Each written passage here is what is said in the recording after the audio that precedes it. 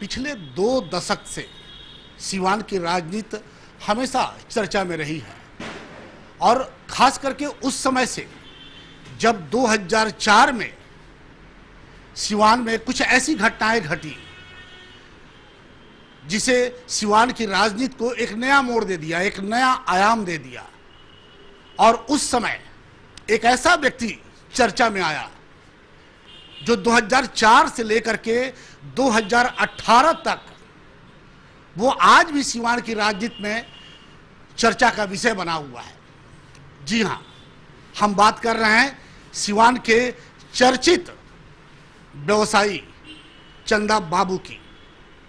चंदा बाबू पहली बार उस समय सिवान की राजनीति में चर्चा में आए जब 2004 में उनके घर पे सिवान का चर्चित तेजाब कांड हुआ और उस कांड के बाद सिवान के व्यवसायी चंदा बाबू उस समय फिर एक बार चर्चा में आए जब उनके 2 बेटों की निर्मम हत्या कर दी गई। चंदा बाबू इस घटना के बाद एक बार फिर उस समय चर्चा में आए जब उनके तीसरे बेटे राजीव रोशन की सिवान के डीएवी मोड़ पे शाम के 7 बजे गोली मारकर मौत के घाट उतार दिया गया। और फिर चंदा बाबू एक बार फिर उस समय चर्चा में आए जब सिवान के पूर्व सांसद शहाबुद्दीन जमानत पर जेल की सलाखों के बाहर आए और चंदा बाबू ने हाई कोर्ट का दरवाजा खटखटा दिया। चंदा बाबू एक बार फिर उस समय चर्चा में आए जब शहाबुद्दीन का बेल खत्म हुआ और एक बार फिर से शहाबुद्दीन को जेल जाना पड़ा। चंदा बाबू एक बार फिर सिवान की राजनीति में चर्चा का विषय बन गए जब भारतीय जनता पार्टी के 2 दिग्गज आपस में लड़े और तब भारतीय जनता पार्टी के एमएलसी ने यह कहकर सबको चौंका दिया कि जिस चंदा बाबू ने सिवान की राजनीति में अपने 3 बेटे को खोया है तो क्यों नहीं सिवान से अगला लोकसभा का चुनाव चंदा बाबू को लड़ाया जाए। और जैसे ही ये नाम सिवान की राजनीति में आया, सिवान की राजनीतिक उठक पटक मची हुई है और हर आदमी अब ये सोचने पे मजबूर है कि क्या वाकई चंदा बाबू इस बार 2018 में सिवान लोकसभा चुनाव में सिवान से प्रत्याशी होंगे।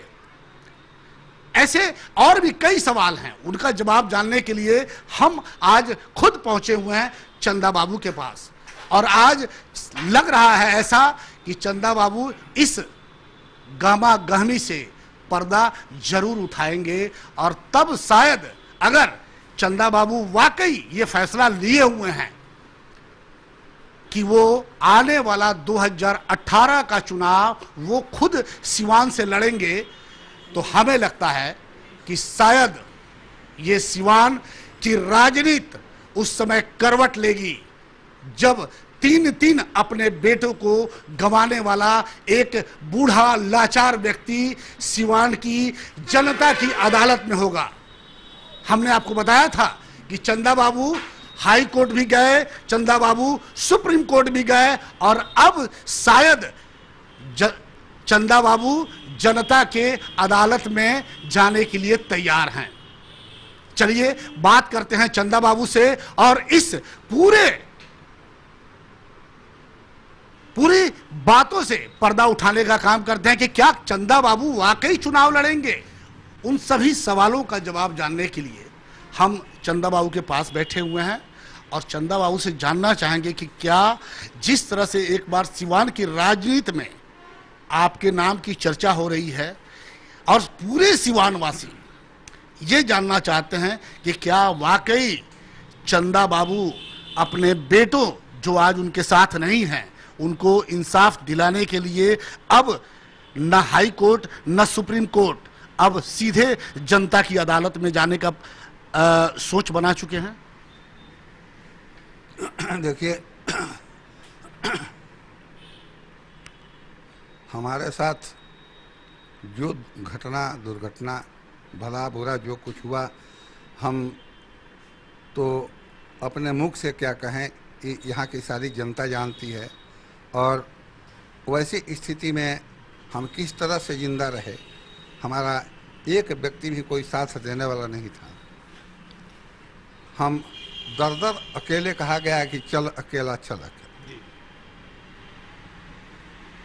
तो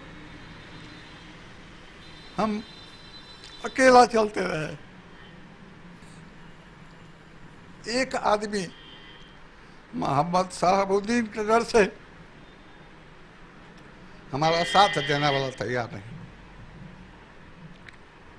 4 महीने की जिंदगी बगैर परिवार के अकेले हमने कैसे गुजारी, ये ऊपर वाला जानता है। जहाँ भी जाता तो लोग यही कहते कि साहबुद्दीन आप इस तरह से घूमते हैं, साहबुद्दीन मरवा देगा। हम कहें मालिक ऊपर वाला है। खैर, उसमें किसी तरह से हम लालू जी के पास किसी के माध्यम से गए। वहाँ से हुआ कि भैया इस सिवान का मामला है। कहा गया कि अब जो हो गया, जो बच गया बचा लीजिए। उदित बाबू छपरा वाले थे, साथ में हमारे भाई के साथ गए थे। उन्होंने कहा कि भैया इस सिवान का मामला है, उससे हम कुछ नहीं कहेंगे। जब यहाँ का चीफ मिनिस्टर ही कुछ नहीं कहेगा तो फिर कहने वाला कौन। यहाँ साहबुद्दीन का आदेश हुआ कि उसके परिवार का जो भी हो, जो भी सदस्य मिले, सबको मार डालो। हम उस वक्त पटना में थे। पटना से हमने फ़ोन किया तो साहबुद्दीन का आदेश हुआ कि जहाँ 12 बजे रही है सिवान आवे के कोशिश मत करिए, न तो जो जना 12 साफ अजीब। हम बड़े मुश्किल में पड़े। बड़े बड़े लोगों के पास हमने जो है रिक्वेस्ट की, प्रार्थना किया और कहा कि भैया जो हो गया, साहब से कहिए कि हम कम से कम सिवान आ सकें। सिवान का कोई भी एक व्यक्ति तैयार नहीं हुआ। सब लोग यही कहने लगे, बड़े बड़े लोग, कि महावीर जी के मंदिर में जाके बैठ गए, हनुमान चालीसा पढ़ो, सिवान अइला के काम नहीं करना तुम्हारा जी। खैर, किसी तरह से हनुमान जी के मंदिर में बैठे, जहाँ तहाँ घूम करके किसी किसी के यहाँ खाए, किसी तरह से भोजन चला। परिवार के सदस्य भी कहीं कहीं का लापता हो गए थे। मैंने फ़ोन किया जब साहबुद्दीन के पास, तो उन्होंने कहा कि जहाँ 12 बजे रहिए सिवान आवे की कोशिश मत करिए। दूसरी बार फ़ोन किया कि सरकार कहती तो दिया बत्ती जला लेती। तो साहबुद्दीन का आदेश हुआ कि आके अपन मकानवा लिख दो। हम कहने कि सरकार लैकन के हमारे लड़का कहाँ बारे तो के तो हटी फसली गल गई। हम कहिए सरकार, तब हम मान ली कि आज खाना बदोश के ज़िंदगी जिये तनी कहाँ रहे। तो साहबुद्दीन के आदेश भैल कि उससे हमारा क्या मतलब बा। फिर दोबारा फ़ोन किए तो कहते हैं कि एक बार कह दिए, दोबारा नहीं कहेंगे। तीसरे बार नहीं कर रहे थे फ़ोन, लेकिन हम थे उस समय जो है आसाम के बगल में जो है कान पाकर लोग परेशान करने लगे कि यार हमने के सामने कुछ कहीं ना फ़ोन करी ना। तो ऑन स्पीकर ऑन करके हम फ़ोन किए। वहाँ से फ़ोन हुआ तो आदेश हुआ, साहब का आदेश हुआ कि जहाँ से बोलो तार वजह से उठवा ले, रखो, हमारे का तंग मत करो। अब भैया ऐसी स्थिति में हम करें क्या। अब अकेले किसी तरह से हम रोज़ पर, हाँ, हमारे भाई एक थे पटना वाले, उनको लेके हम गए थे। तो वे गए थे अध्यक्ष महोदय के पास, यानी लालू जी के पास। हमारे भाई के पास फ़ोन गया, एजाजुल हक का फ़ोन था शायद। तो उन्होंने फ़ोन किया, कह रहे तुम ही न है बैंक वाला, तुम ही ने जो है अध्यक्ष महोदय के पास गया था, कुछ होने वाला नहीं है और तुम्हारा अंजामी भी बहुत बुरा होगा, सोच लेना। तो डर से दूसरे ही दिन हमारे भाई ट्रांसफ़र करा लिए बम्बे के लिए। दूसरे दिन ट्रांसफ़र करा लिए। हमको तनहा छोड़ दिया अकेले। हम कहाँ रहेंगे, कहाँ नहीं रहेंगे, कोई चिंता किसी को नहीं। बॉम्बे जाने के बाद 1-1.5 महीने के बाद हार्ट अटैक उनका भी कर दिया। उनके पास भी किसी तरह का पिंज गया। कोई फ़ोन किया, वहाँ हार्ट अटैक किया, हार्ट अटैक में मारे गए। हम दौड़ते दौड़ते सोनपुर का ग्रुप गया था। कोई भी जो है अंदर मिलने के लिए रावत जी से और लालू जी से मिलने कोई नहीं जा रहा था, केवल सोनपुर के लोग गए। इलेक्शन का समय था, लोगों से बातें होने लगी। हम भी उठ करके अपनी बात जैसे ही जुबान खोले तैसे ही लालू जी ने हम कहा कि भैया सिवान सब कोई हजूर सोनपुर से है, हम सिवान से हैं। तो लालू जी उठकर कहते हैं सबको हटाओ यहाँ से, हम लोगों को भी सोने का समय चाहिए, खाने का समय चाहिए कि नहीं, 10:30 बज रहा है। वहाँ से लोग हटाने लगे, हम वहाँ गिर पड़े। उनके आप सचिव भोला बाबू हमको गोदी में उठाए, ले जाके बेचारे अपने ऑफिस में बैठाए, कहा कि आपके बारे में भी बात हो रही है। आने के बाद हमको बीएमपी फोर्स मिला, 6 का गार्ड। वो गार्ड कहता था कि जो है हम लोग मिले हैं तो बाहर आपको नहीं निकलना है, हम लोग हाउस गार्ड है, बाहर है बीएमपी फोर्स, सरकार का दिया हुआ बीएमपी फोर्स का गार्ड हमारे पास हो, हमको घर में रखे, पैसा दीजिए खरीद के ला देंगे। हम घर में रहेंगे तो जमीन खोद के तो खाएंगे नहीं। संजोग की घर से नहीं निकलने दे रहे थे। उस समय सीके अनिल और रतन संजय जी का प्रादुर्भाव हुआ, सिवान में आए लोग। इन लोगों के आने के बाद जो है रतन संजय जी खुद हमारे घर गए कि आने की ज़रूरत नहीं है, हम आ रहे हैं। जाने के बाद हमको बहुत समझाए, ये कहे कि चंदा बाबू आप मरने से मत घबराइए, आदमी को तकलीफ़ कब होती है तो जब तक जिंदा है, और कल से आप दुकान खोलिए, जाइए आइए, हमेशा प्रशासन की तरफ से गार्ड भी रहेंगे, आपके साथ हैं, और जाएंगे आएंगे साथ में रहेंगे। हम कहे कि हजूर हमको जो है अपने खाने के लिए कुछ चाहिए नहीं है, तो इन लोगों के लिए नहीं नहीं नहीं नहीं नहीं, सरकार देती है उसी में ही लोग खाएगा, रहने के लिए जगह दे दी, ठीक है। तब से हमारे पास 7 वर्षों तक जो है गार्ड रहे, स्वतः हम छोड़ते गए कि मालिक ऊपर वाला है। और उस बीच हमारा वो लड़का जो है, क्योंकि उसके सामने जो कुछ हुआ था, राजीव रोशन की आप बात कर रहे हैं? हाँ, राजीव रोशन की बात कर रहे हैं। तो उसने कहा कि हमारे सामने सब हुआ है, हम भी जो है, हमको भी लोग ले गए थे बंधक बना के, तो हम तो पापा जी गवाही में जरूर दे। हम कहें कि ना बेटा, कुछ गवाही दिला की जरूरत नहीं है, तो गवाही मत दो, अतना हम गवाही दे। हमारा 2 गो लड़कन के जब से हमारा 2 गो भाई सन के जान चल गई, हम जब से काहे कि कर। तो उनके पास जो है जब बात तो सुना गया कि वो गवाही देगा, तो प्रलोभन तरह की बात आई, ये ले लो, वो ले लो, वो ले लो, गवाही उनके विपक्ष में मत दो। लेकिन वो कुछ भी किसी चीज़ के लिए तैयार हुआ। हमसे कहा कि राहुल तू छोड़ दो, गवाही मत दो, लेकिन वो जिद पर अड़ा रहा, गवाही दिया। गवाही देने के बाद जो है, चूँकि केस जो है किडनैपिंग वगैरह में चला हुआ था, तो ऊपर से हाई कोर्ट से आदेश आया कि नहीं, यह केस जो है किडनैपिंग का नहीं, यह तो मर्डर का केस है। तो 302 और कौन एक नंबर, हाँ, बाद में उसको जोड़ा गया। और उसके बाद हुआ कि अब जो है दोबारा फिर से गवाही ली जाए। दोबारा गवाही की बात आई, हम लोग तो गवाही दिए थे, उसकी गवाही बाकी थी, तो यहाँ रहता नहीं था, वो रहता था गोरखपुर। उस समय वो आया, आके गवाही अपना दिया, और जब गवाही वो दे रहा था तो ये कटघरे में खड़ा होकर गवाही दे रहा है। अब बगल में लोगों के साथ साहब बैठे हुए थे, तो उन्होंने धीरे से ही कहा कि अच्छा बेटा गवाही दे, हम बियाहो कराई ले, श्राद्धो कराई ले।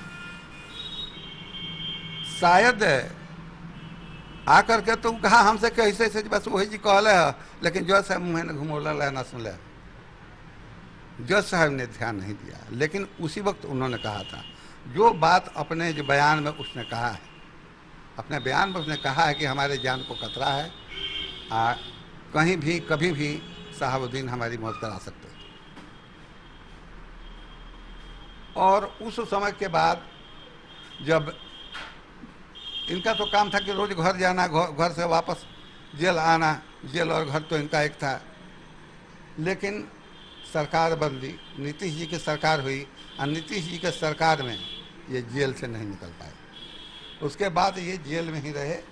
उस समय से स्थिति सुधरी, और वह लड़का जो है अपने माँ की बीमारी को लेकर के, अपने माँ को लेकर के यहाँ से गोरखपुर गया, गोरखपुर से दिल्ली गया, एम्स में दिखाया, लोहिया हॉस्पिटल दिखाया। वहाँ से जब रोग ठीक नहीं हुआ तो सोनीपत लेके गया, सोनीपत कुछ फ़ायदा हुआ, वहाँ से लेके घर आया। एक डॉक्टर आते हैं शशिकांतमल बेतिया आता गोरखपुर में, उनसे इलाज अभी भी इनका चल रहा है, किसी तरह से दवा पर जिंदा है। हमारी जो है छत से गिरे, पाँव टूट गया, हाथ टूट गया, खैर उसका इलाज तो मैंने हम किए, बैंडेज वगैरह हुआ था। 2 बैसाखी पर चले, 1 बैसाखी पर चले, लाठी पर चले, फिर उसके बाद एक्सरसाइज बताया गया तो एक्सरसाइज करते रहे। आज जो है बिना लाठी के, बिना डंडा के, किसी तरह से जो है अपने पाँव से ही हम चल पाते हैं। तो ऐसी स्थिति में वो लड़का जो है देखा कि पापा की ऐसी स्थिति है, अम्मा की ऐसी स्थिति है, तो हम बाहर जाके क्या करेंगे, हम सिवान में ही रहेंगे, इन लोगों की सेवा करेंगे और यहीं जो हमको जो नसीब में होगा मिलेगा तो खाएंगे। ये सोचकर बेचारा रह गया कि हम लोगों की भी सेवा हो जाए। और ये दुकान जो है उसने अपने लिए बनवाई, जो अभी तक जो है इसमें जंग लगा हुआ तो जला वला दिया था सब, क्योंकि बच्चों को मरवाया, यहाँ तक कि सारी संपत्ति लुटवा लिया, जो शेष बच गया उसमें आग लगवा दिया, क्योंकि न रहेगा बाँस न बजेगी बाँस, न कुछ रहेगा, न चंदा बाबू यहाँ आएंगे। तो खैर हम तो किसी तरह से सब लोगों की चिट्ठी लेकर के सिवान आए, एसपी साहब का आदेश हुआ तो हमारे भाई के पास वहाँ गए तो हार्ट अटैक में बेचारे बम्बे मारे गए। और यहाँ जो है हमसे जब ये बात हुई कि आप कहीं बाहर ले लीजिए, दुनिया लंबी चौड़ी है, तो हम कहा कि नहीं हजूर, एक भाई जब बॉम्बे जाके एक्सपायर कर सकता है तो हो सकता है कि हम सिवान छोड़ दें तो हम भी एक्सपायर कर जाएं। तो हम रहेंगे तो सिवान में, जिएंगे तो सिवान में, मरेंगे तो सिवान में, हमको सिवान छोड़ कर नहीं जाना है। मालिक ऊपर वाला है, चाहेगा तो जिंदा रखेगा, नहीं चाहेगा तो मार देगा। तब उसके बाद जो है कुछ दिन हमको 1 आध महीना और झेलना पड़ा, आ जाइए, 4 दिन के बाद आइए, 8 दिन के बाद आइए। फिर हम छपरा जा कर के DI साहब से कहे, उन्होंने कहा कि क्राइम मीटिंग है, यहाँ आइए। और वहाँ से जो है हुआ कि SP साहब इनको साथ में लेके जाइए, अब BMP फोर्स आपके पास नहीं है तो हम छपरा से इनको BMP फोर्स दे दे रहे हैं, अब साथ से करके जाइए। खैर किसी किसी तरह से तो हम सिवान आ गए। सिवान आने के बाद आपको बता रहे हैं कि CK अनिल, रतन संजय जी जब आए तो CK अनिल के समय जो है CK अनिल अपना घूमे फिरे, जो भी जायजा हुआ लिए, बेचारे उनको जानकारी है। हमसे ही कहे कि बच्चों की हड्डी तो हम निकलवा देंगे, लेकिन क्या कीजिए।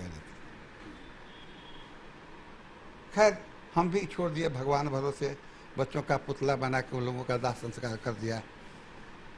और वो लड़का 6 महीना पहले से सिवान में रहता था।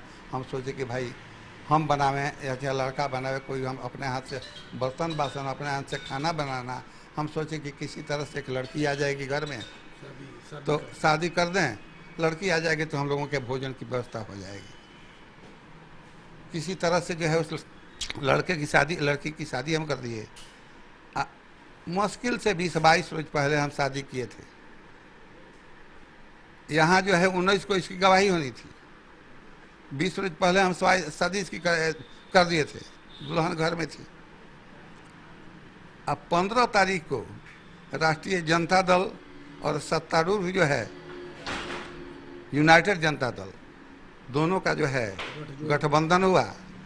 और उस 15 तारीख को गठबंधन हुआ और 16 तारीख को, 19 तारीख को इस बच्चे की गवाही थी और 16 तारीख को हमारे बच्चे का मर्डर कर दिया। क्योंकि अब तो बात यह आई कि भैल बियाह हम और करबो का, अब तो जब से मिल गई, जब से लालू जी, अब जब से लालू जी आ गए तो हमारा कुछ हो ही हमारा सारे। इसलिए उस बच्चे को 16 तारीख को मार दिया गया। खैर उसमें जो है इनको यहाँ जो जज थे वो शायद अजय कुमार श्रीवास्तव या कोई थे, तो उन्होंने इनको आजीवन कारावास की सज़ा दी। सज़ा तो उस केस में मैंने वह ऐसे इंसान की फांसी की सज़ा होनी चाहिए, लेकिन आजीवन कारावास की सज़ा, उस आजीवन कारावास की सज़ा को हाई कोर्ट ने उसमें बेल दे दिया। दूसरे लड़के की जो है जब हत्या हुई उसमें भी अपना किसी तरह से बेल करा लिए। भाई आज के युग में मैंने कहा गया है कि सर्व दोष लक्ष्मी हरस, तो उनका लगा तो भाई पैसा बा, कमैले बड़े, लुटले बड़े, तो वो पैसा का बल पर होके, चाहे सोर्स का बल पर होके, चाहे फोर्स का बल पर होके, चाहे लालू जी का बल पर होके, उनका तो बेल हो गई। चंद्र बाबू एक सवाल है हमारा कि कानून के, अदालत के बहुत करीब आप बहुत लंबा समय जब से आपके साथ ये इस सब घटनाएं घटी रहे हुए हैं, और जिस तरह से आपने अभी कहा कि पैसे के बल पे, क्या ये संभव है कि पैसे के बल पे हाई कोर्ट से, सुप्रीम कोर्ट से भी यहाँ मैनेज हो सकता है केस और आपको जमानत मिल सकती है, आपकी सज़ा कम हो सकती है? देखिए हाई कोर्ट से बेल मिल सकता है, क्योंकि उसमें एक तरह के लोग नहीं हैं, बीच वाले दलाल भी हुआ करते हैं। तो दलालों के माध्यम से काम हो सकता है, लेकिन सुप्रीम कोर्ट में वैसी बात नहीं है। सुप्रीम कोर्ट का मतलब तो सुप्रीम सबसे उच्च न्यायालय वही है। सही और गलत का जो है मैंने फैसला वहाँ से सही होता है, जो भी होगा सही होगा।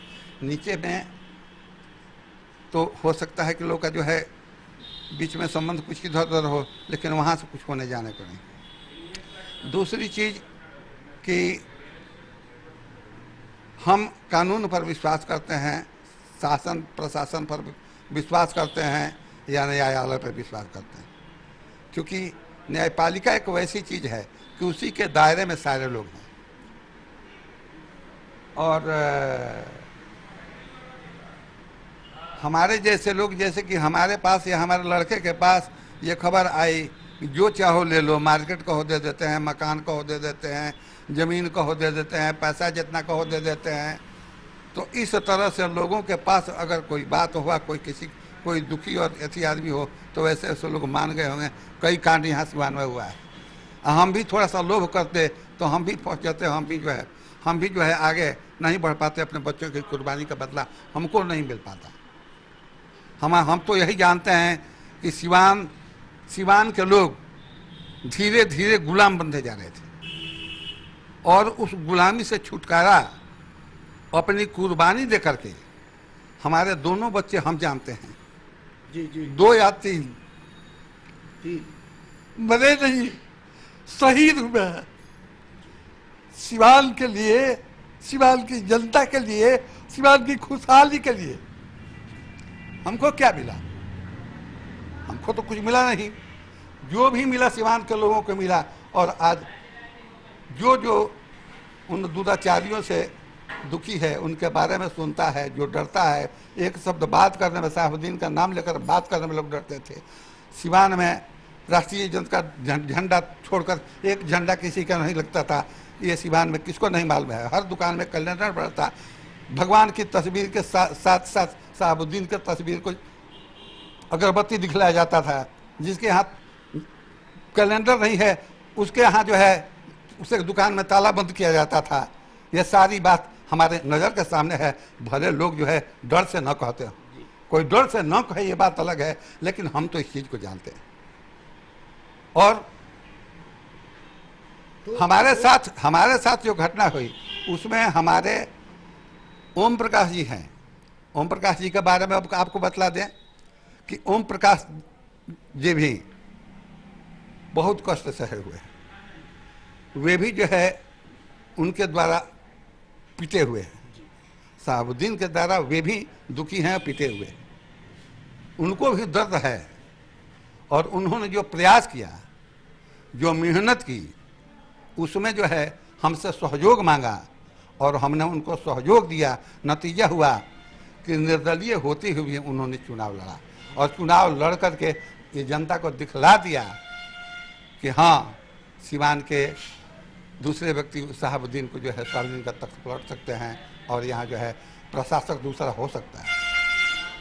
तो वैसी अवस्था में ओम प्रकाश जी आए, जीते।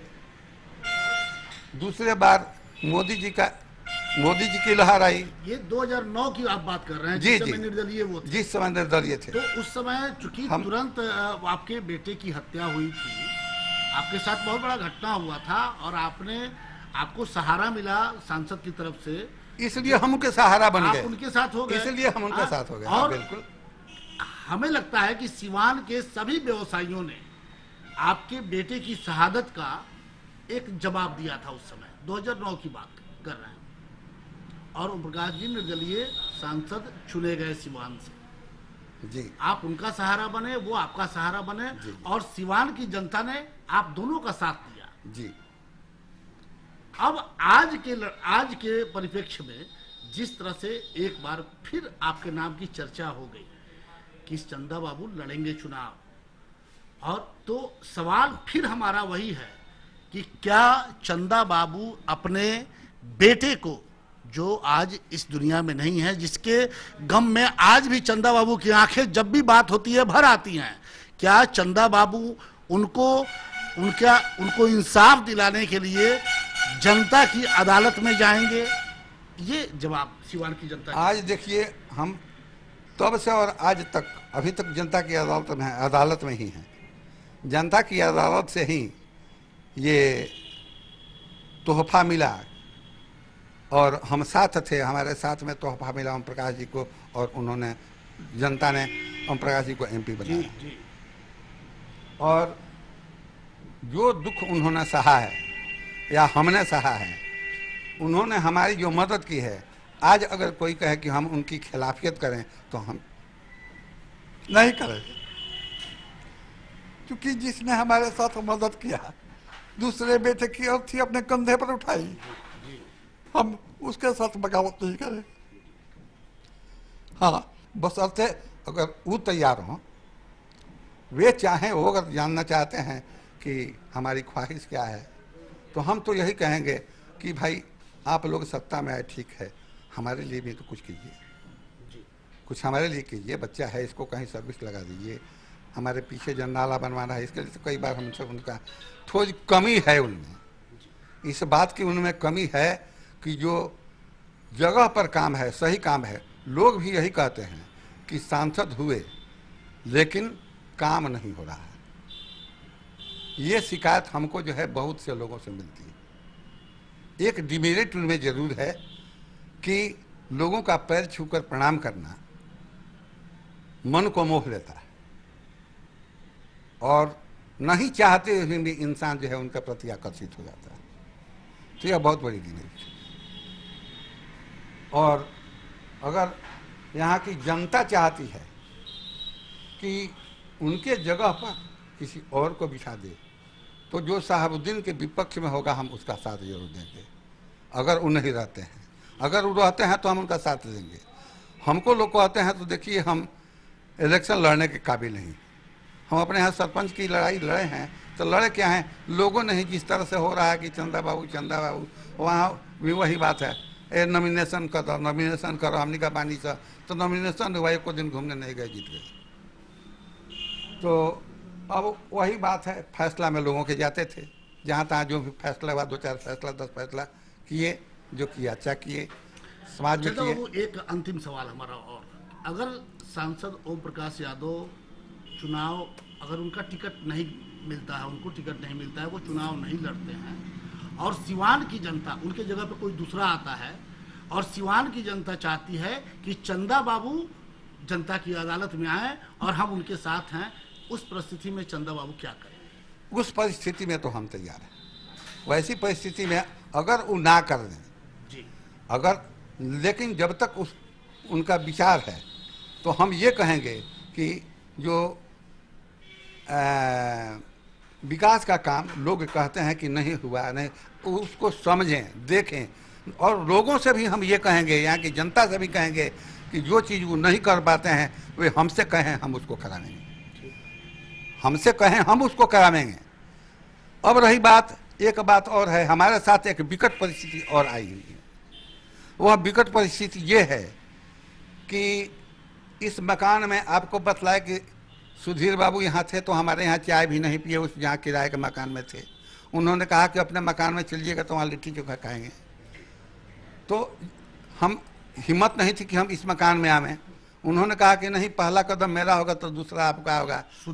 सुधीर बाबू यानी कि उस समय के तत्कालीन एसडीपीओ सुधीर कुमार सिंह जी, जी जी। तो उनका जो है 3-4 बार हमारे पास फोन आ चुका कि चंदा बाबू, हम सिवान से नॉमिनेशन करने जा रहे हैं, सिवान से हम एमपी के लिए लड़ने जा रहे हैं, ये बताइए कि आप साथ किसका दीजिएगा, ओम प्रकाश का साथ दीजिएगा कि मेरा साथ दीजिएगा? बिल्कुल बिल्कुल बिल्कुल।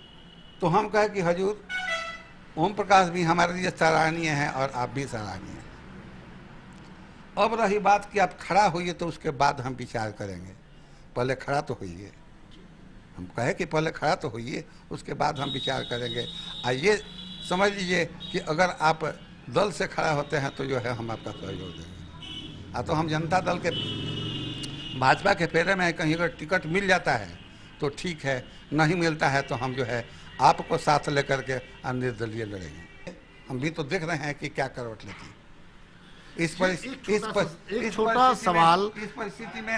इस परिस्थिति में जनता की जो इच्छा होगी, जनता जो चाहेगी, हम करेंगे। एक छोटा सवाल चंदा बाबू, और 2009 के सिवान में और 2018 के सिवान में क्या अंतर दिखाई दे रहा है?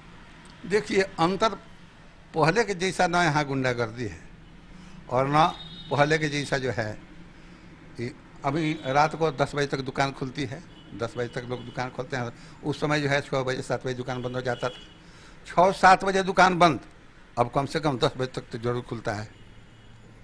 दूसरी बात कि चाहे किसी का भी शासन हो, कोई भी रहे, लेकिन ये छिनैती वाली बात और चोरी वाली बात, ये सब समाप्त, ये तो इस समाप्त होने वाली नहीं है, मतलब ये तो कम हुआ है। ये तो समाप्त कोई भी शासन है होता रहेगा, क्योंकि हर आदमी पर हर आदमी का जो है ये नहीं है। यहाँ जो है जो भी रहे प्रशासन को और एथी को दुरुस्त रखे। यहाँ की जो है जनता, माने जनता जो है, प्रशासन अगर दुरुस्त रहेगा तो जनता डरेगी। और जो भी यहाँ का जो है MP हो या चाहे कोई भी ऐसी हो, तो वो हमेशा ये लोग ध्यान रखें, हमेशा ध्यान रखें कि काम जो हो सही हो, गलत काम हो। एक सवाल और, 2009 से लेकर के आज तक लगभग 10 साल सांसद रह चुके हैं सांसद ओम प्रकाश यादव जी। जो अपेक्षा सिवान के लोगों ने उनसे किया था, आप संतुष्ट हैं कि वो सारे अपेक्षाओं पे खरे उतरे हैं? देखिए, हम तो देखिए संतुष्टि की बात जहाँ तक है, हम लोगों की जुबानी ही सुनते हैं। लोग आते हैं, बात करते हैं कि ऐसे भइल वैसे भइल, सब कोई तो साथ दे हल, बनाइयो दे हल, लेकिन काम कुछ नहीं करो, काम कुछ नहीं। अरे भाई, कौन सा काम लोग खोजते हैं, वो काम उनको बतलावे तो सही। अब जो नहीं काम होता है, कौन काम नहीं हुआ, कम से कम जो है कहिए। वो लोग कहें तो हम संपर्क बना के उनसे कहें कि ये काम कराइए, जबरदस्ती कराएंगे हम मध्यस्थ बन के, हम नेता बन के नहीं रहेंगे, मध्यस्थ बन के रहेंगे। जनता का काम होना चाहिए। देखिए, अगर हम आ जाते हैं तो पाँव जो है, उम्र भी जो है हमारी ख़त्म है। इस अवस्था में हम कर पाए गए। हो सकता है कि हम 5 वर्ष जिंदा भी न रहें, बीच में ही हो सकता है कि कोई मरवा दे। ऊपर चंदा बाबू, 2009 के बाद से जिसकी चर्चा आप कर रहे थे कि आतंक उस समय बहुत ज़्यादा था, अभी आतंक कम हो गया, लेकिन हत्याओं का जो दौर था 2009 के बाद से ही राजीव रोशन की हत्या हुई, 2009 के बाद ही श्रीकांत भारती की हत्या हुई, 2009 के बाद ही कई ऐसे लोग हैं राजनीतिक जिनकी सरेआम गोलियों से भून दिया गया। ये तो सुनिए, ये तो जो है कहने के लिए जो है कि किसी के कंधे पर बंदूक रख के चला दिया जाए, तो ये तो सारा काम शहाबुद्दीन का था।